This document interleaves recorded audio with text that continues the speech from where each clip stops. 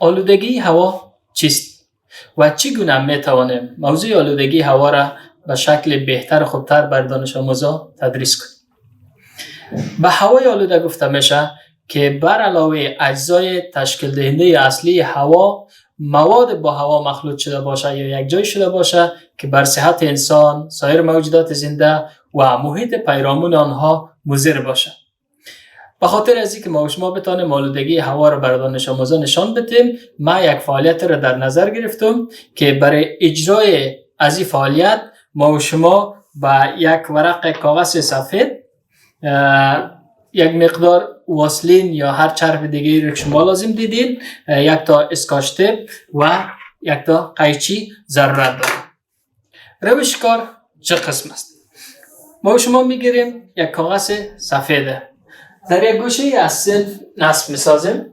مثلا من فعلا روی از این تخته نصب میسازم با استفاده از چسب و یا میشه توسط تار آویزان کنیم.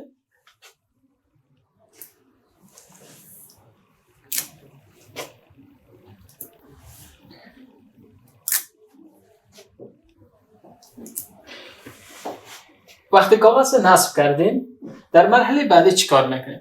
ما شما میگیریم با استفاده از واسلین سطح کاغذ چرب میسازیم یا چرب میکنیم.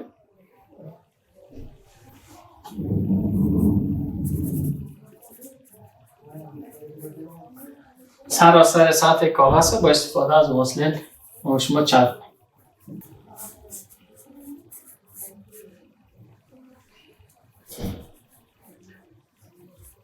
به این ترتیب تمام قسمت های سطح کاغذ توسط واسلین چرب میسازیم.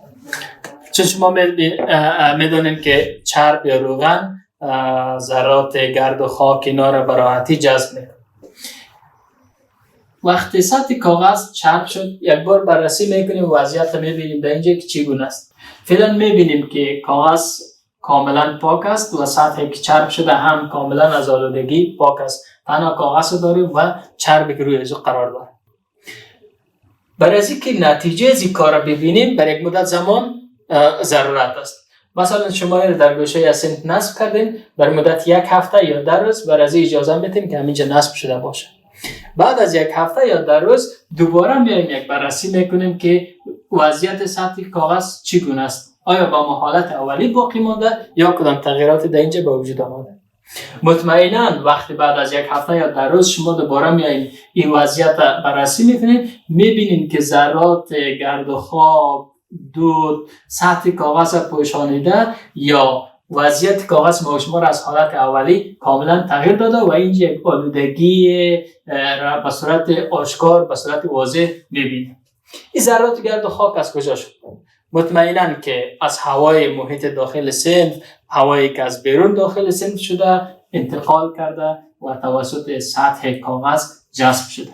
ما شما میتونیم با اجرای از این فعالیت آلودگی هوا رو نشان بدیم که یعنی هوا آلوده است، یعنی در هوا ذرات مضره یا ذرات غیر از اجزای تشکیل دهنده هوا وجود داره و هرگاه یک هوا سبب از این شود که سطح از این کاغذ مثلا توسط ذرات غیر از اجزای تشکیل دهنده هوا پوشانیده شود یا آلوده شود، این قسم یک هوا رو ما شما میگیم هوای آلوده که متاسفانه هوای آلوده باعث امراض خطرناک نزد انسان ها، مخصوصا امراض طرق تنفسی یا مشکلات تنفسی میشه.